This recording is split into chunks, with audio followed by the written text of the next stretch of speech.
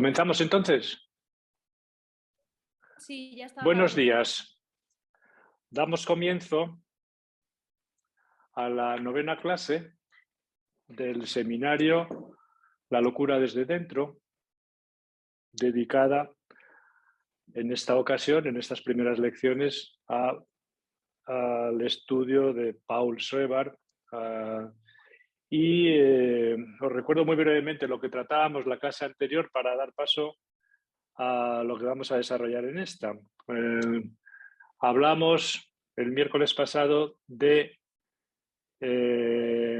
hablamos del delirio schreberiano, de su génesis, de su desarrollo, de las dos ramas temáticas que había ido adquiriendo en su construcción, la persecución y la grandeza, la transformación en mujer y la misión redentora, para decirlo con otros términos. Habíamos situado su momento culminante en la Versöhnung, en la reconciliación, en el acuerdo entre el perseguidor y el perseguido, y habíamos visto también la fórmula, la fase de resolución, es decir, cómo el delirio en un momento determinado comienza a funcionar como un elemento, como una invención estabilizadora. De tal manera, ¿verdad?, que este hombre del que hablamos, el juez doctor Paul Schreber, había pasado por unos cuantos hospitales y en este momento, probablemente a consecuencia de la elaboración reequilibrante del delirio, llevó a los tribunales su causa, su caso, para ser declarado nuevamente capaz y para poder disponer de sus derechos de ciudadano y salir a la calle. Sabéis que pesaba sobre él un diagnóstico de paranoia, es decir, de enfermedad, de locura crónica, pero pese a eso y pese también a la oposición, al informe desfavorable del médico que en ese momento se ocupaba de él, el doctor Guido Weber, que además era el forense, el experto forense de los tribunales de Sajonia, es decir, que la misma persona opinaba como psiquiatra y al mismo tiempo como forense. Pese a eso, el doctor Schreber consiguió en el juzgado ser dado de alta y recobrar los derechos ciudadanos. Y con esas quedaban atrás pues unos cuantos internamientos y una carrera profesional importante, muy importante, pero al mismo tiempo también una carrera de locura muy importante, porque como recordaréis, había sido ingresado por primera vez después de perder las elecciones al Reichstag en una casa de reposo, una especie de pequeño centro psiquiátrico de descanso, ¿no?, en Sonneberg. Después ingresó en Leipzig, en la clínica universitaria del profesor Flechsig. Se recuperó, unos años después volvió a ingresar de nuevo en el hospital, en la clínica de la Universidad de Leipzig, y desde allí ya fue transferido, como recordaréis, con gran regocijo para él, al asilo, al manicomio estatal de Sonnenstein, donde precisamente escribe las memorias y, digamos, se recompone o se reequilibra hasta el punto de conseguir el alta, con un breve intermedio, un paso muy breve por Coswig, un manicomio privado situado cerca de Coswig, en Lidenhof, que estaba dirigido por, ¿cómo se llama este hombre?, Reginald Pearson, es decir, tiene un nombre inglés, aunque él había nacido en Berlín, y era propietario de un pequeño hospital, y allí pasó una muy breve temporada hasta que ya llegó finalmente a Sonnenstein, donde estuvo ingresado alrededor de 7 años. Bueno, ahora tenemos al doctor Schreber, ¿verdad?, en la calle. E inicialmente, después de todo este largo periplo, en diciembre de 2002, con 60 años, jubilado de la magistratura, este hombre, ¿verdad?, o esta Frau Schreber, este hombre con alma de mujer, sin amigos y con la carrera profesional hundida porque lo habían jubilado,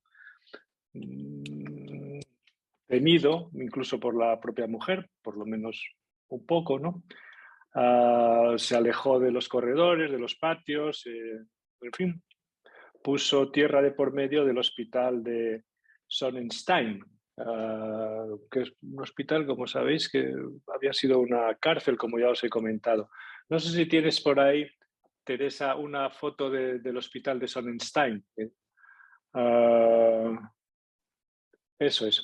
He encontrado esta foto en internet de lo que pudo haber sido cerca en los años en el que el doctor Schreber estuvo ingresado. Veis abajo el Elba, algunas casas de la ciudad de Pirna y arriba del todo una construcción muy enorme, grande, que había sido un castillo. Y de hecho, todavía hoy se habla del Schloss Sonnenstein, es decir, el castillo o la fortaleza Sonnenstein, que es esto que hay allá arriba.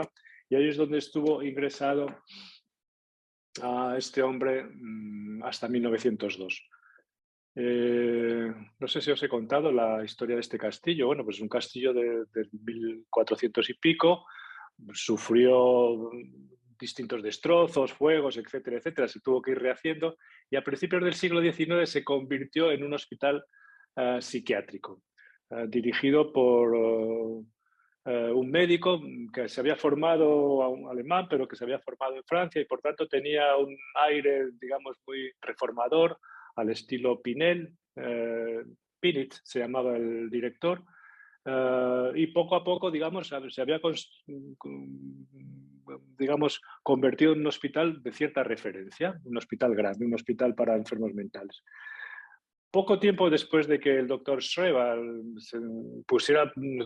consiguiera el alta, unos años después, este hospital fue usado por, como creo que ya os he dicho, por los nazis para convertirlo en un lugar de exterminio, de manera que en el mismo hospital se creó un lugar para gasear a los enfermos, para encerrarlos naturalmente, después para gasearlos y después para quemarlos, ¿no?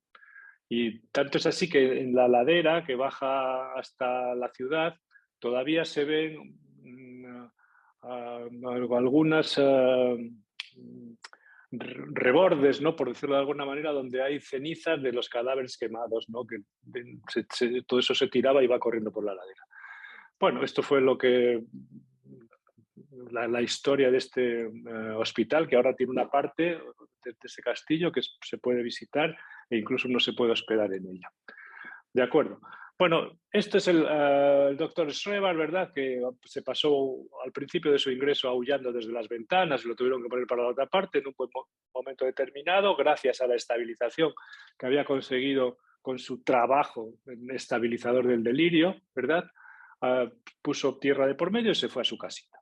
Ya podemos quitar, si quieres, esta fotografía. Y se fue naturalmente a vivir con su mujer, Sabine, y con Fridoline, que era la hija que habían adoptado ya con 12 años.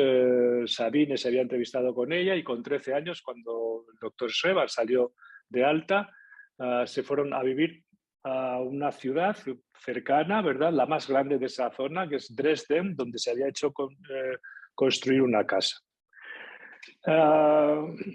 Es decir, vuelve después de mucho tiempo a estar con su mujer, a vivir en la misma casa, etcétera, etcétera. La relación entre ellos, pues como todas las parejas, tendrán sus claroscuros, por supuesto, ¿no?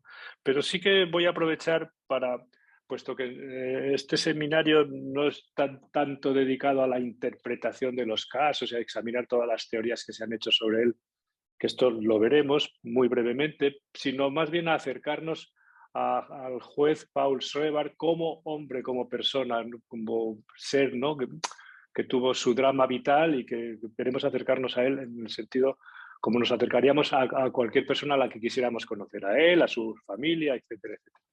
Voy a leeros un poema que el doctor Schreber escribió en 1888, es decir, antes del ingreso en Sonnenstein, y que está dirigido precisamente a su mujer, a la que llama cariñosamente Sabgen, es decir, Sabinita, con un diminutivo, ¿no? A mi querida Sabgen, Sabinita, en el 10º aniversario de boda el 6 de febrero de 1888. Y Paul escribe lo siguiente. A ver, es una traducción que yo no sé traducir poesía, ni mucho menos, pero bueno, para haceros una idea, más acercaros un poquito a lo que este hombre podía pensar en ese momento y decirle a su mujer en el aniversario de boda, ¿no? Dice así, de un tiempo aquí no te he escrito poesía, tal vez el polvo de los archivos que yacen en mi alma, tal vez la vida con sus tormentas poderosas, ha herido a la pequeña planta, a la poesía, y ya han pasado 10 años. Luego, en el resplandor rosa luego un resplandor rosa en nuestras vidas. Una pintura de un futuro de felicidad sin nubes que se presenta a sí mismo ante un amor que tiene una confidente mirada de asombro. Fuimos bendecidos con honor, amistad y amor. El hogar era placentero, diste alegría a muchos invitados. La fuente de tu pesar más profundo, tanto ahora como en tiempos anteriores, se presenta frecuentemente a sí mismo ante los ojos de tu memoria. Y entonces escribe con énfasis, tu ardiente deseo se ha visto 4 veces sin ser satisfecho. No pudiste compartir una dulce maternidad. El destino te golpeó con un soplido incluso mayor. Yo mismo caí enfermo. Sin semillas pasó prácticamente desapercibida la creciente enfermedad y días duros llegaron más tarde. No solo el cuerpo se vio afectado, sino que la mente también se alteró. Una mezcla de alegrías y penas.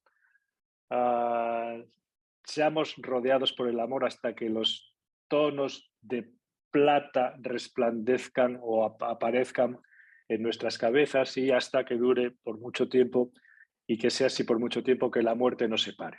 Bueno, esto es lo que le escribía el doctor Schreber a su joven mujer y digo todo esto porque en este poema se recoge, él mismo recoge la cuestión de que no habían sido bendecidos, como dicen las memorias, los sucesos memorables, con haber podido crear una familia, tener algún hijo al menos, ¿no? Bueno, no tuvo hijos, pero precisamente por eso algo tiene que ver su delirio de procreación y el hecho también que adoptaran durante cuando ya se preveía la salida del hospital a esta jovencita, Fridolina, de la que vamos a ver una foto enseguida, porque Teresa nos va a mostrar una foto del doctor Schreber con su hija adoptiva, una mujer una chica muy jovencita. Aquí está, Fridolina con el doctor Schreber, ya más mayor, pues aquí tendría 60 años, 61 quizás, y la hija con 13 o 14 años, con una pequeña raqueta de algo, ¿no? Daniel Paul Schreber con su hija adoptiva, Fridolina, en 1906. Tendría 60 y pocos años. ¿Sí? ¿De acuerdo? ¿Qué es lo que se dedicó a hacer después? Estar con la hija, visitar a los alrededores, etcétera, etcétera.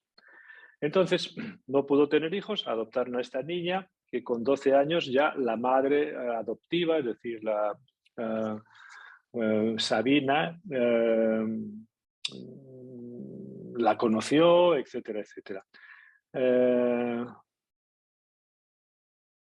Vivieron entonces un largo periodo, digo, entre 1903 y 1907, un largo periodo de estabilidad.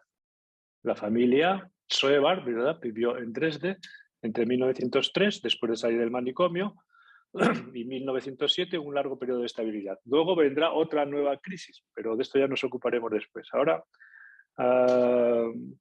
me gustaría mostraros también, si está Teresa por ahí, la foto de Sabine Schreber, que es esta mujer, ¿verdad? Ya era oronda en su juventud, mucho más joven que él, ¿verdad? Pero después incluso se puso mucho más obesa, probablemente por la diabetes. y veremos un poco lo que después se enfermó al final, y eso tuvo naturalmente que ver algo con la última crisis de su marido. Podemos quitar la fotografía ya si queréis. Muy bien. Bueno, entonces Paula, Sabine y Fridolina estuvieron viviendo en Dresde y hemos tenido la chica, Fridoline, sabemos después que se casó con un médico, un doctor en medicina, y se fueron a vivir a la otra Alemania, a la Alemania, digamos, más europea, porque y allí hicieron su vida, y esta mujer, Fridoline, tuvo una hija que se llamaba Liselotte, que fue entrevistada pues, por algunas de estas personas, naturalmente, de las que yo os hablo aquí, que se han dedicado a hacer una historia muy cercana y muy próxima a la familia Schreber. Y bueno, ella contaba quién había sido su madre y lo que su madre le había contado del abuelo y de la abuela, etcétera, etcétera. Bueno, entonces, ahora vamos a entrar ya de nuevo, después de este pequeño periodo de estabilidad entre 1903 y 1907, voy a tratar de exponeros la última enfermedad de los nervios. Tened presente que de esta enfermedad de la que voy a hablaros ahora, Freud no tuvo noticia, es decir, que él escribió la interpretación del caso Schreber a partir de las Denkwürdigkeiten, que se publicaron en 1903, pero no supo nunca nada más de él. De manera que lo que ahora os voy a explicar, Freud no lo conoció. Y Lacan, en el seminario 3, tampoco hace ninguna referencia que yo recuerde a esta crisis. De manera que estas son cosas que se han ido conociendo con posterioridad. Sí sabemos que en 1950 y pico, Franz Baumeier publicó las notas del historial clínico de esta última crisis, una breve selección, ¿no? Pero ahora conocemos muchos detalles y voy a hablaros de todo esto, ¿verdad? Como hemos hecho con anterioridad, es importante cuando estudiamos a alguien, sea una persona o sea un caso clínico, situar la coyuntura, es decir, en qué contexto, digamos, alguien desencadena una crisis, ¿no? En qué contexto y cuáles pueden ser los determinantes, digamos, que le desestabilizan como para entrar en crisis, ¿no? Bueno, voy a daros sobre esto algunos datos y quizás alguna opinión también. Se han mencionado repetidamente dos sucesos determinantes para la tercera enfermedad, para la crisis última, la última enfermedad de nervios que sufrió Paul Schreber, ¿verdad? Fue, por este orden, la muerte de su madre, con casi 100 años, y la enfermedad, la apoplejía de su mujer. Voy a explicaros esto con más detalle e incluso añadiré una nueva factor desencadenante, ¿verdad? Que para algunos es el más desencadenante. En fin, voy a daros también sobre esto mi opinión, ¿no? Que es este tercer factor, luego lo veremos, el hecho de que después de morir su madre, después de enfermar su mujer, hubo un litigio por el uso del apellido Schreber entre las sociedades que se habían usado este nombre para honrar al famoso pedagogo y médico rehabilitador Moritz Schreber, y en un momento determinado hubo un enfrentamiento entre partidarios de unas asociaciones y de otras, y, digamos, decidieron preguntar a la familia Schreber, ¿verdad? ¿Quién de esas asociaciones estaba haciendo un uso legítimo del apellido Schreber para llamarse así, Schrebervereinen, las asociaciones Schreber tal o cual? ¿Quién hacía el uso verdaderamente legítimo de todo esto, ¿no? Claro, esta es la otra coyuntura que después os explicaré con un poquito más de detalle y sobre la que tuvo que tomar, en la que toma parte naturalmente el juez doctor Schreber, al que se le pregunta que opine, no solo que opine, sino que se posicione acerca del uso más legítimo del apellido Schreber, del nombre de su padre, ¿no? Bueno, esto os lo explicaré con un poquito de detalle. Primero quiero hacer una introducción a esta cuestión. Tenemos la muerte de la madre, la enfermedad de la mujer y la cuestión del litigio por el uso del nombre del padre por el apellido Schreber. Bueno, depende con quién hable uno. Hay personas que tienen la idea de que la locura, una crisis psicótica o una crisis de cualquier tipo se desencadena por un único factor. Es decir, que si un sujeto con una predisposición o con una estructura previa más o menos compensada, psicótica, se encuentra con determinado tipo de situación, que se va a desencadenar una psicosis. Bueno, incluso Lacan desarrolla especialmente este punto de vista de que es algo muy concreto lo que desencadena una psicosis. Él lo llama un père, un padre, el encuentro con un padre. Bueno, es decir, más allá de lo que quiera decir todo esto, Lacan en un momento determinado cree que un único determinante puede ser el propulsor, se puede decir así, de la psicosis. No la causa, sino el que contribuye al desencadenamiento. Bueno, está bien. Es una teoría naturalmente derivada y surgida de una visión muy estructural de las cosas, donde hay estructuras que se oponen, cada una está conformada por determinado tipo de funcionamiento mental, de determinados mecanismos, e incluso si reducimos todo eso más, incluso el desencadenamiento se produce siempre por un operador concreto, que es el encuentro con un padre. Bueno, esto es un punto de vista, naturalmente. A mí me da la impresión de que si no son un superfactor fundamental, la locura no se desencadena con tanta facilidad por un único factor o por un único determinante. Lo pienso a tenor de lo que yo veo en mi trabajo todos los días. A mi manera de ver, y esto es una sugerencia, olvidarla en cuanto la acabe de decir, es un punto de vista únicamente. Es decir, todos nosotros nos desequilibramos y nos reequilibramos muchas veces, ¿no? Hay desequilibrios muy profundos, dices, mira, está en crisis, pero hay desequilibrios parciales, es decir, que al mismo tiempo que me desequilibro con algo, me reequilibro con otra cosa. Y este tipo de trabajos de equilibrio, desequilibrio, desequilibrio, equilibrio, es algo que sucede mucho en las personas que están más con un pie, se puede decir así, en la locura, que están en ese, digamos, borde, ¿no? Que pueden caer con más facilidad. Es decir, que se desequilibran porque cae una identificación, se equilibran con la obsesión de no sé qué.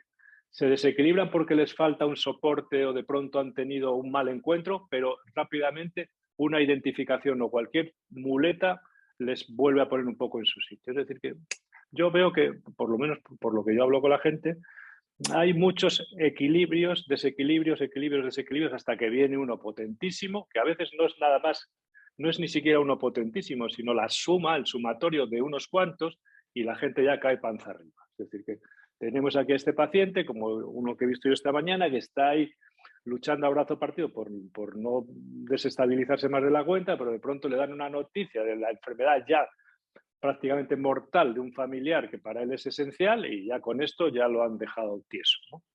Es decir, que puede haber algo, se puede decir así, que sea el último factor, pero probablemente hay muchos más equilibrios y desequilibrios continuamente que se están trabando continuamente que no un único factor que si golpea, digamos, un único torpedo, que si golpea en la cubierta del barco, el barco se hunde. Bueno, son puntos de vista, ¿verdad? Todos ellos muy admisibles, porque es verdad que hay gente que se encuentra con un único factor y ahí pegó el cacharrazo. Le dio, se puede decir así, en el talón de Aquiles. Pero bueno, normalmente hay muchos más momentos de equilibrio. ¿Por qué os digo todo esto? Pues porque el 14 de mayo de 1907, la madre de Paul Schreber, la Pauline, la viuda de Moritz Schreber, ¿verdad?, muere con 92 años. Y según recoge la historia clínica del hospital de Dösen, del que luego os hablaré, dice ya que Paul había, según dijo, comenzado a dormir mal algunas noches a raíz de la muerte de la madre. Bueno, el 14 de noviembre, es decir, unos meses después de ese mismo año de 1907, Sabine, la esposa de Paul Schreber, que tenía entonces 50 años, sufrió un ataque de apoplejía y estuvo sin poder hablar durante 4 días. Aunque no se conocen más detalles, la apoplejía podría explicarse por la diabetes que padecía Sabine desde hacía años, ¿no? Se había vuelto muy corpulenta, por eso os mostraba antes la fotografía de cuando era joven, ¿verdad? Y como podemos ver por las fotos que se conservan, claro. Schreber, ¿verdad?, reaccionó inmediatamente a la enfermedad de su esposa con noches de insomnio y la sensación, que ya se une a las noches de insomnio, de que iba a enfermar de nuevo. Es decir, que esta sensación es la que tuvo también al inicio de la segunda crisis. Insomnio y de nuevo la sensación de que iba a caer en la locura anterior. Perfecto. Pero a esto tenemos que añadir un tercer motivo, que se ha conocido hace unos menos años, ¿no?, y que ha sido investigado por Daniel Debrés y otra serie de investigadores centroeuropeos, ¿no?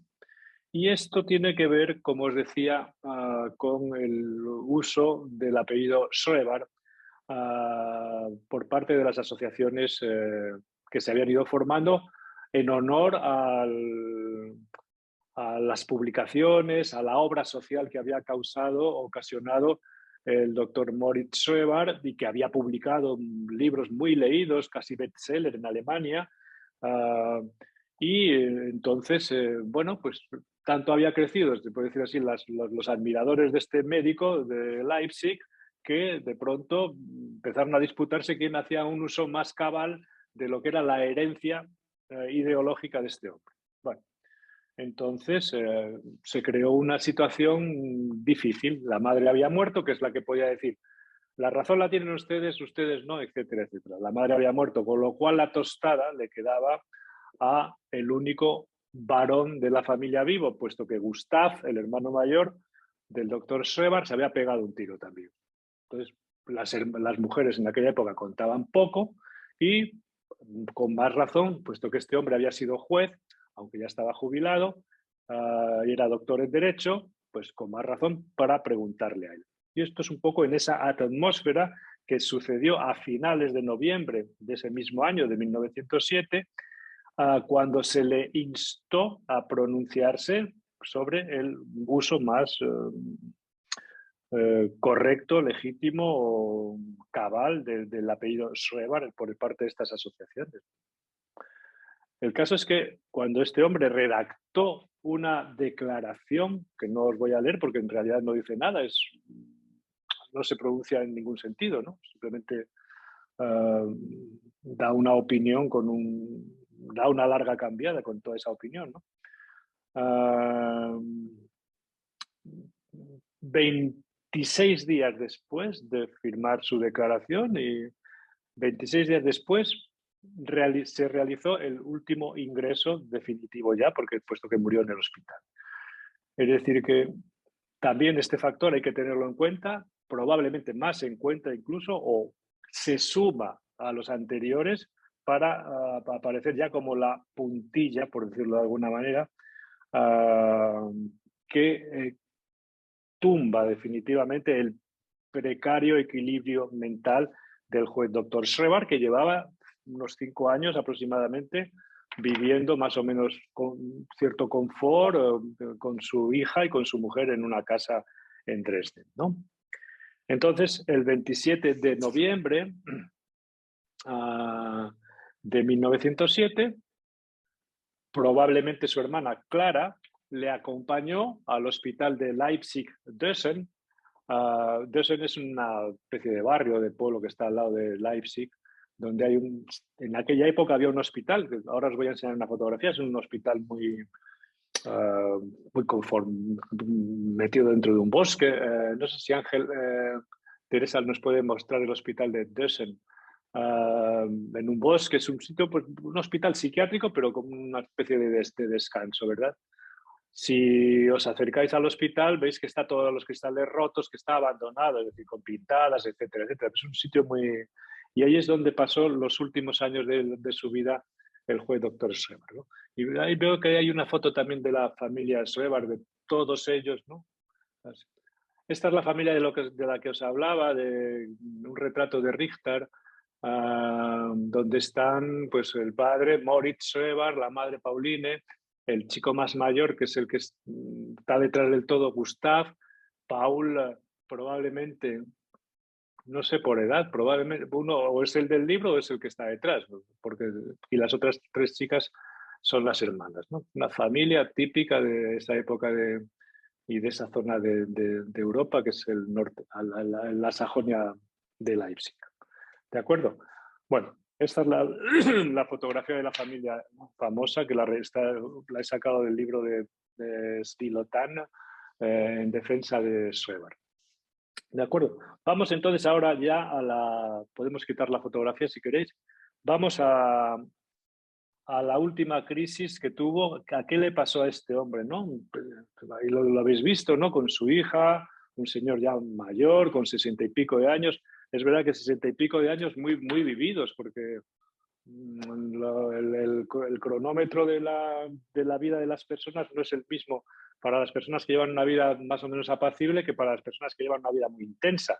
Y si hay algo intenso en este mundo es la locura, naturalmente. Entonces, una persona como él, que desde los 40 y pocos años está ya en la estratosfera, pues una vida muy intensa que desgasta mucho y que, claro, ya no son los 60 y pocos años que podría tener si no hubiera transitado por todos esos digamos, mundos tan impactantes, ¿no? Entonces, el 27 de noviembre, probablemente con su hermana Clara, lo llevó al hospital de Leipzig-Dösen,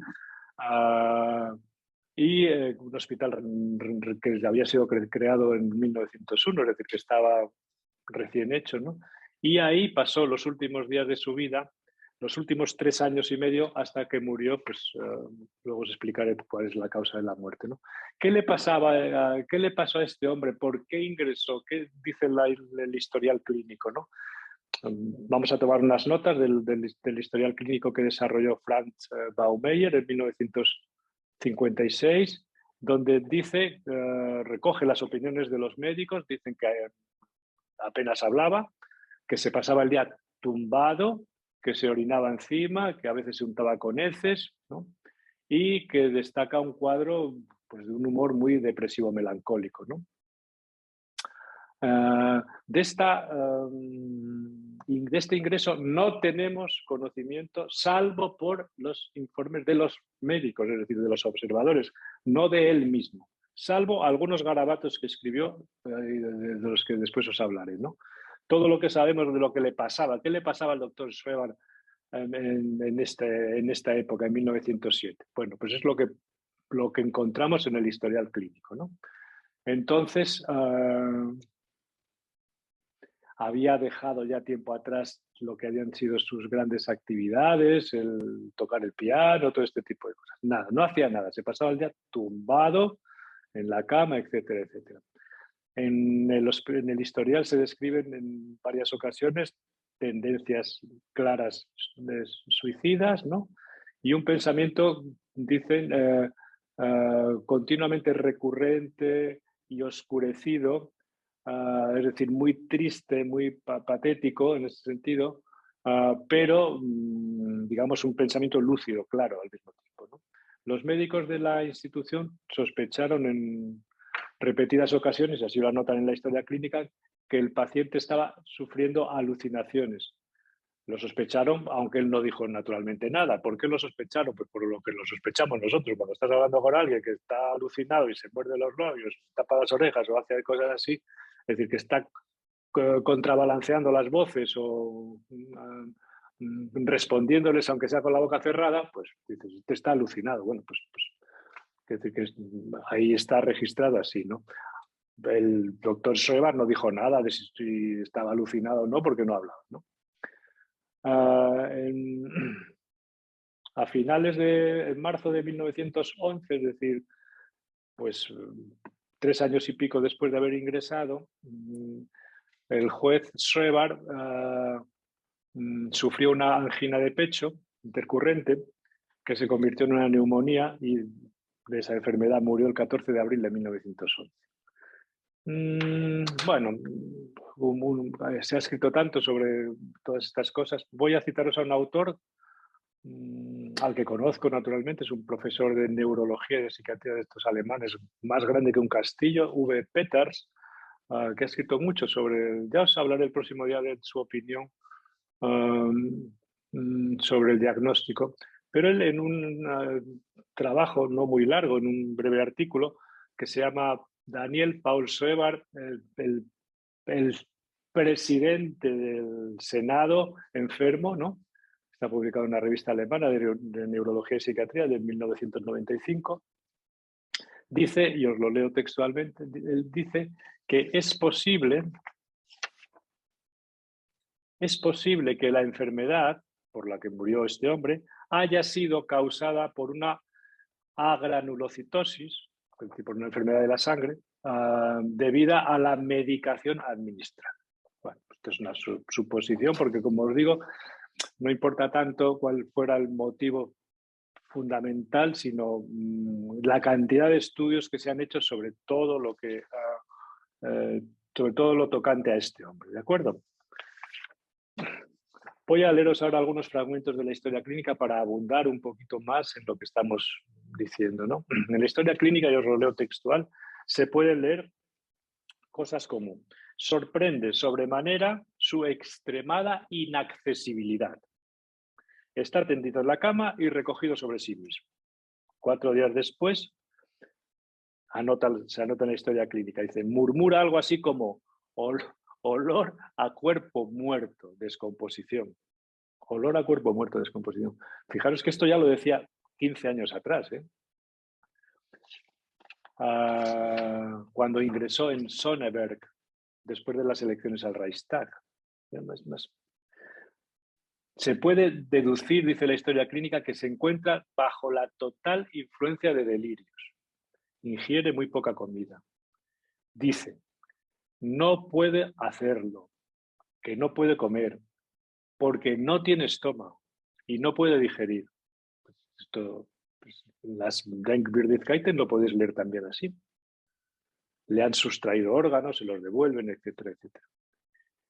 En julio de 1908 le dice al médico, ¿por qué no vienen también los otros satanes? ¿Por qué solamente viene usted? El 10 de febrero de 1909 dice la historia clínica, está continuamente en la cama.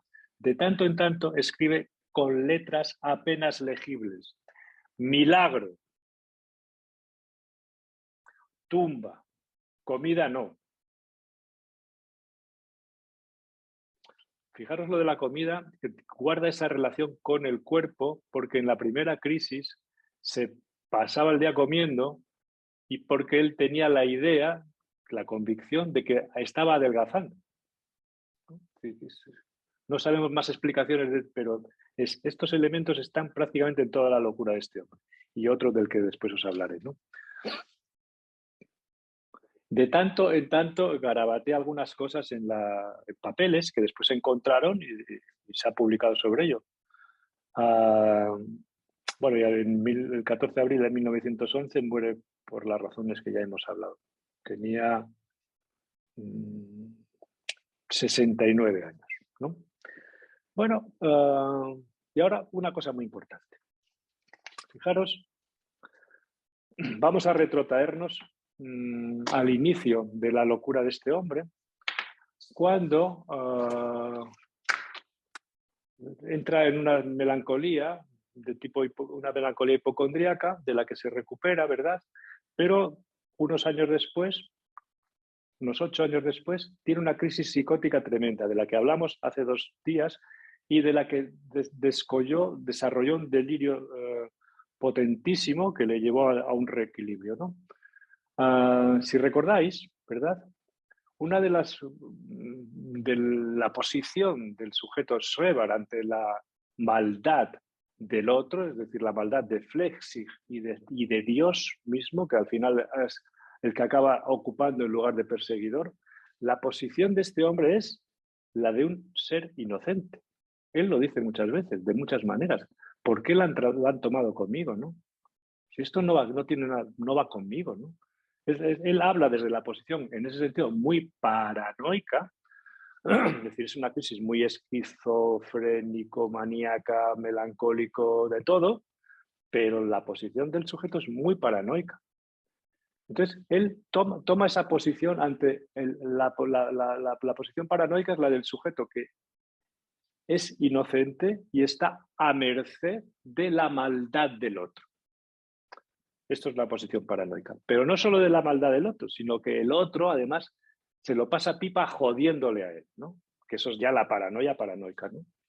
Bueno, el último papel que se encuentra de los que garabateó antes de morir tiene una sola palabra.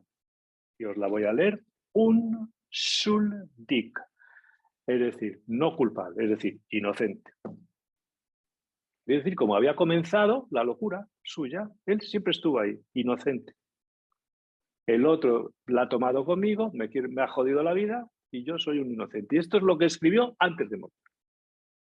Entonces, de esto deducimos naturalmente que la locura no es irracional y que la locura no tiene que ver con la estupidez, porque nadie puede ser tan riguroso. Recordad lo que dice Lacan en el seminario 3 acerca del rigor psicótico. Tan riguroso que es una desgracia ser tan riguroso, ¿no? Que todo no se mueve. O sea, hay una serie de pilares que no se han movido nunca. La posición del sujeto inocente frente a la maldad del otro, ahí está, ¿no? Hasta el instante mismo de la muerte. En ese sentido, tenemos que decir, leído desde otra manera, que la locura, como defensa que es, se necesita a veces esa defensa hasta el momento mismo de la muerte. No siempre sucede, pero en este caso sí. Se ve que era una locura que se le había desgobernado completamente y lo último que escribe es el cogollo de la locura. Es decir, necesitó locura, necesitó, vamos a decirlo de otra manera, necesitó ceguera, necesitó la ceguera absoluta hasta el último momento. Pero bueno, también hemos visto casos, caso Wagner, cuando lo veamos, donde ya no necesita la locura en el momento final. Solo un poco. Solo necesita un poco de ceguera. Y entonces abre un ojo y dice, muchas de las cosas que vosotros llamabais delirio en realidad es verdad. Dice, fue una cosa que yo necesité para vivir. Dice, otras no. Dice, porque matar a mis hijos era necesario. Dice, y yo he conocido a una paciente que es la que me enseñó casi todas estas cosas, a la que acompañé al hospital y cuando se estaba muriendo, y me dijo, usted puede acercarse e incluso tocarme. Dijo, porque yo ya no necesito toda esa locura, porque sé que me muero cualquier día de estos. Y me dejó cuadrar. Y dije, hostia, esto es una revelación. Una mujer que no podía acercarme a ella ni... O sea, tenía que estar a 2 metros porque desarrolló una erotomanía conmigo tremenda. O sea, una erotomanía por un despiste que tuve yo, que me agaché un día porque estaba la alfombra de la consulta doblada. La señora que me atendía a la consulta la había dejado mal. Me agaché a poner la alfombra bien, ella me miró desde su distancia y al día siguiente, cuando vino a consulta, vino con una maleta. Y le dije, ¿cómo? Dijo, ¿dónde me instalo? Dije, ¿cómo?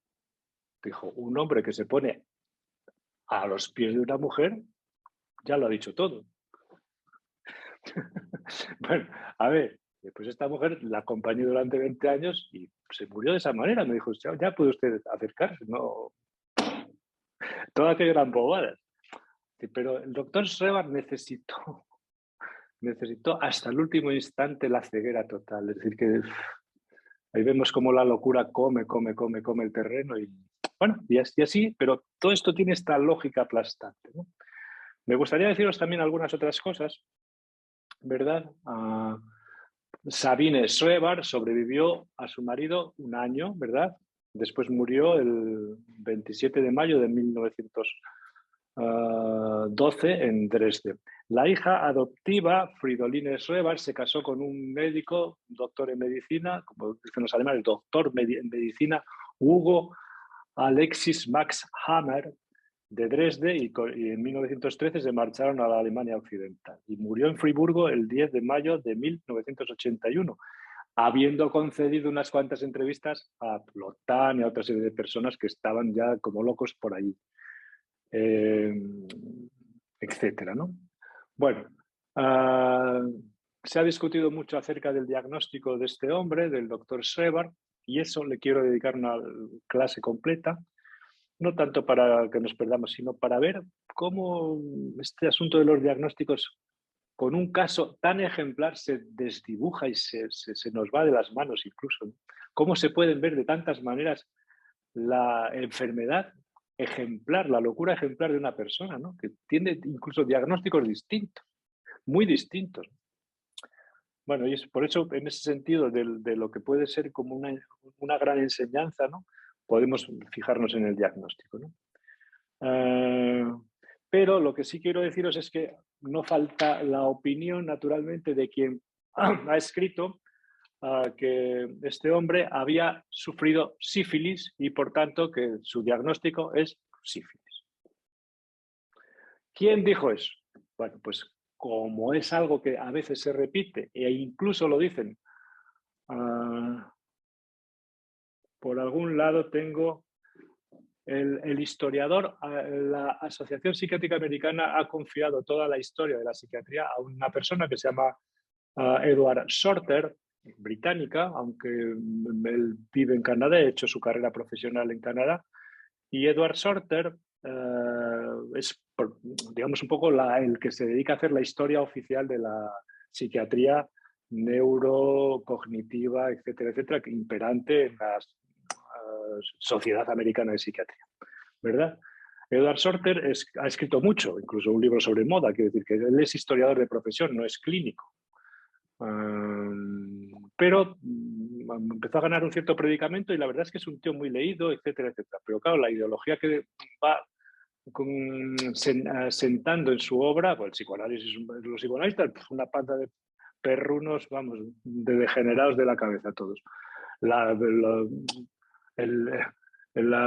neurobiología, el cognitivismo, todo eso es maravilloso, la ciencia, etc. Esto es lo que viene a decir Shorter, lo argumenta y a veces lo argumenta bien, pero en este caso se dejó llevar un poco por su entusiasmo porque, claro, afirmar que el caso más ejemplar, más estudiado por todos para saber lo que es la locura, en realidad era una enfermedad cerebral de etiología sifilítica, pues hombre, eso sin dar ningún argumento.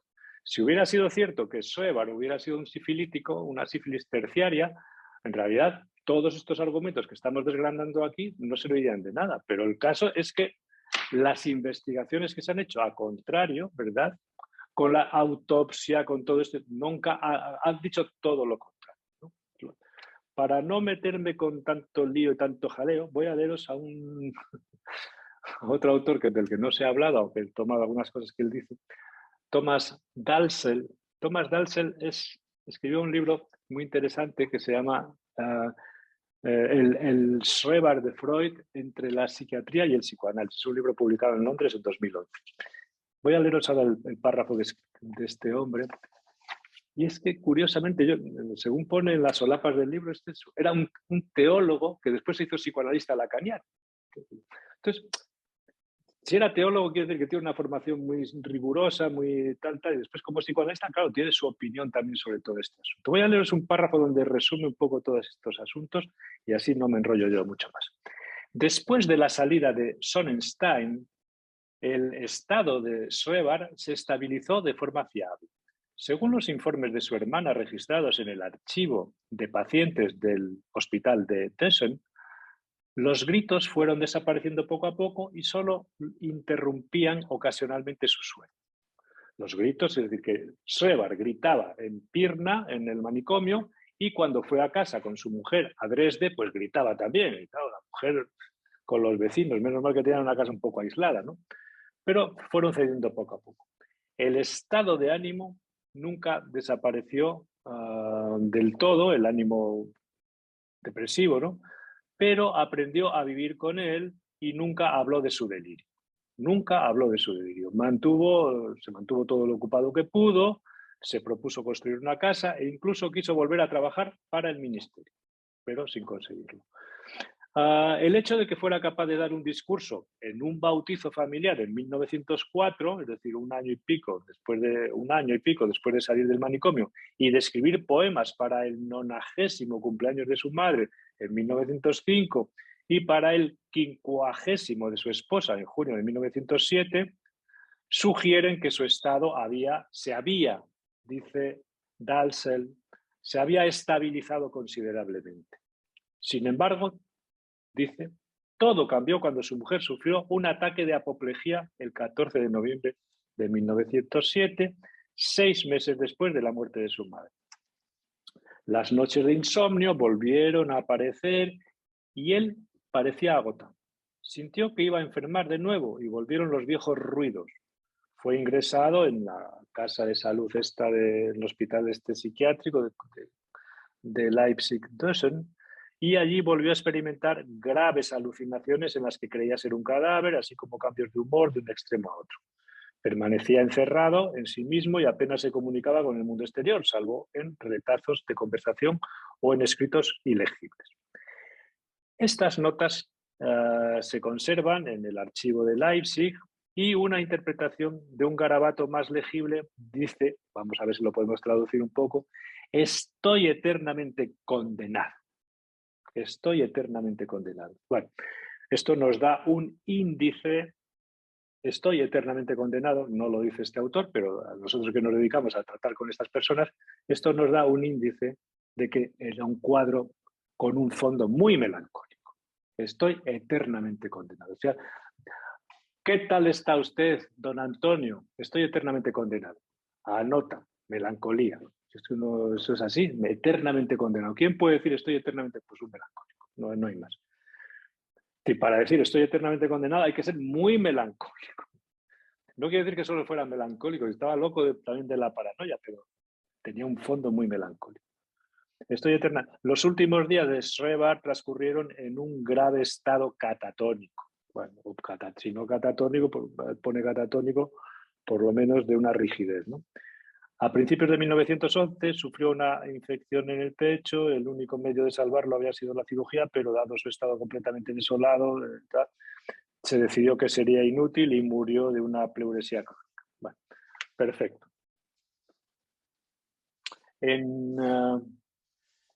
Mira, aquí lo tengo recogido. Edward Shorter, en el libro Una historia de la psiquiatría, o Historia de la psiquiatría, con una traducción en español, dice que que el diagnóstico de Schreber debería haber sido neurosífilis.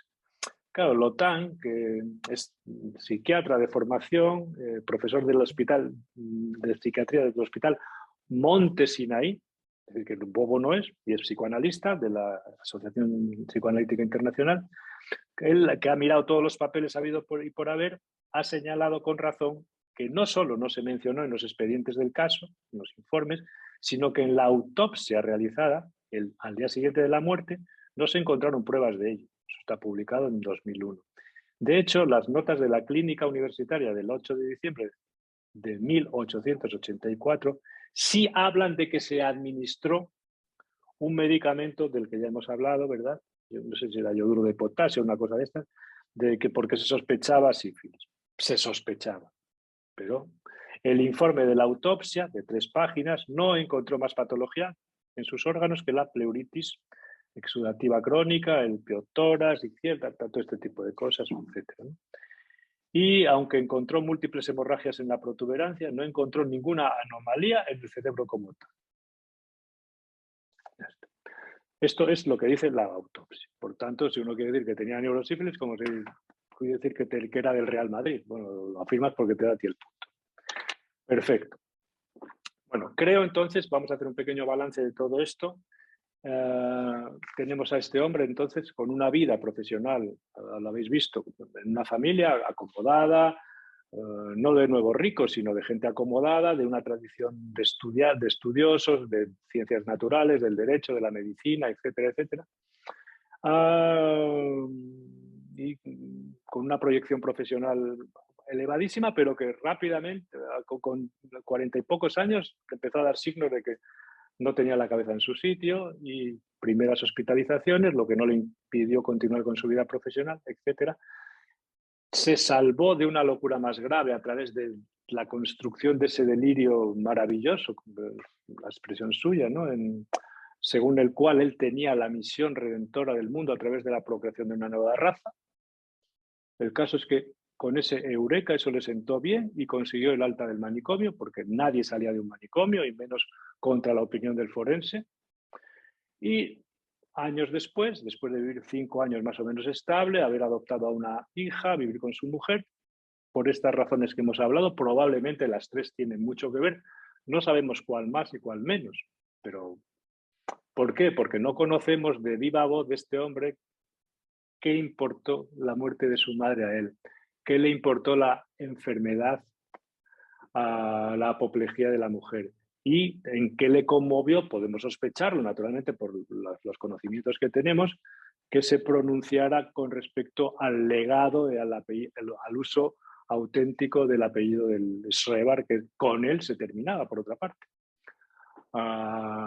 Supongo que la hija adoptiva recibió ese nombre, Fridolina Schreber, pero bueno, después se casó con el médico del que os he hablado y asumió el papel del apellido del marido, ¿no? Bueno, entonces, todo esto nos indica entonces, y con esto lo voy a dejar, y otro día recuperaremos la cuestión del delirio para dar paso a la supervisión, de qué manera cuando Freud se encuentra con esta obra, las Würdigkeiten, cuando se encuentra con esta obra, lo que le llama la atención es cómo este hombre, ¿verdad?,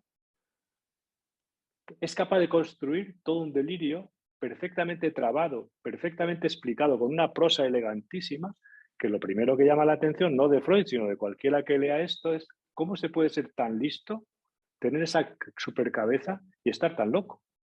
Es decir, que esto desmiente uno de los pilares según el cual se ha creído, más incluso entre los especialistas que entre la gente de la calle, que la locura tenía que ver con la idiotez y con la estupidez y con la tontería. Cualquiera que lea este libro o cualquiera de los que veamos a lo largo de este seminario verá que no, que hay gente que es listísima. ¿Podría haber sido más lista? Pues probablemente podría haber sido más lista, o a lo mejor hacer cosas más prácticas. Pero no, la locura no tiene que ver con... No hay que ser estúpido o irracional, no, se puede ser muy racional y estar muy loco. Primera cuestión. Y después, el exponente mayor de la locura, que es el delirio, en realidad, cuando uno lee este caso, dice, joder, este tío, si parece que lo que le ha salvado de estar peor es el delirio. Entonces, esto es es una conmoción, en palabras de Freud, tengo preparada una verdadera bomba contra la psiquiatría. Solo se refiere a eso, a esa lectura que él hace de que el delirio en realidad hay que verlo también desde el punto de vista de su función reequilibrante, que en algunos casos es muy evidente, como en este caso, en otros no reequilibra o reequilibra poco, pero en este caso, como en otros, el delirio reequilibra mucho, porque le da un papel en la vida a este hombre muy distinto del que asume al inicio de la psicosis, como dice Lacan muy bien, donde la psicosis comienza en el momento en que el otro toma la iniciativa. Bueno, eso vale para la paranoia, ¿no? No tanto para la melancolía. Y es verdad, cuando el otro toma la iniciativa, la mala intención, rápidamente él tiene la posición de inocente, ¿no? Entonces, ¿cómo equilibras todo eso? ¿Cómo sales de esa captura de la maldad del otro? Solamente sales, como os he explicado, y a esto le quiero dedicar una clase entera, a través de un cambio de posición, que es el paso de la persecución a la grandeza o a la misión, a la misión redentora, según el cual, cuando uno asume esa otra misión más activa y puede hacer algo, cambia de posición, no solo es un perseguido, sino que al mismo tiempo puede hacer algo por, digamos, restaurar el desorden de ese otro, que es de Dios mismo, ¿no? Que es un ser, bueno, pues con sus más y sus menos, ¿no? O reordenar el mundo, con una, es decir, aportarle al mundo lo que le falta por encima de todo, que es una raza de hombres de espíritu y rebelión. O como en el caso Wagner, aportar, ya lo veremos, aportar a Alemania, digamos, la elegancia de una prosa bien hecha y salvar con la lengua, con las palabras, el ataque de los judíos, ¿no? La destrucción que están llevando los judíos con el estropicio de la lengua. Sí, es un cambio muy grande, ya lo veremos cuando estemos en el caso Wagner, ¿no? Bueno, esto es lo que quería deciros, sin entrar en más detalles con respecto a la función del delito. Por tanto, el próximo día vamos a continuar. Voy a ver si me meto un poquito con el asunto de los diagnósticos, no tanto para hablar de diagnósticos, sino para que veáis, bueno, qué puede aportar el diagnóstico al conocimiento de un caso, ¿verdad? Y cómo un caso destroza toda la cuestión diagnóstica. Esto hay que verlo también desde ese punto de vista. Y tengo también intención, y os lo adelanto ya, en una clase posterior, invitar al doctor Kepa Matilla para que nos exponga a él algo que dejamos un poco colgando en una clase anterior acerca de la prepsicosis. ¿Qué consideramos del doctor Schreber? La primera crisis fue una crisis psicótica. ¿Por qué habla Boris Catán de prepsicosis? ¿Salvamos algo de todo este concepto? Me parece que vamos a usar ese concepto para darle una vuelta a toda la psicopatología. No porque seamos partidarios de ese concepto, no, sino porque es un concepto que está muy bien, le da como un giro a... Bueno, me gustaría que él mismo, que lo ha estudiado con todo detalle, nos dé su opinión y lo argumente a su manera. ¿De acuerdo? Hoy damos por concluida esta clase 9 de la locura desde dentro y damos paso a la supervisión con Ángela. Me parece que tiene un caso que presentarnos. ¿De acuerdo?